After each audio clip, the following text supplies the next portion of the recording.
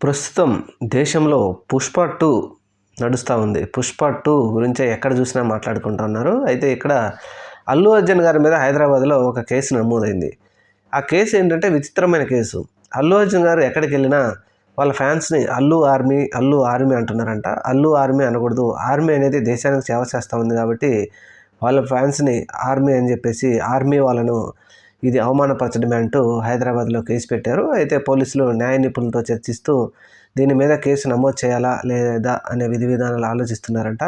సరే, ఒకవేళ అల్లు ఆర్మీ అనడం తప్పే అనుకుంటే, మరి కొంతమంది కొన్ని పార్టీల వారు సైనిక్స్ మేము సైనికులం అని చెప్తా ఉన్నారే. అంటే మరి సైనికులు దేశానికి సేవ చేయడం లేదా?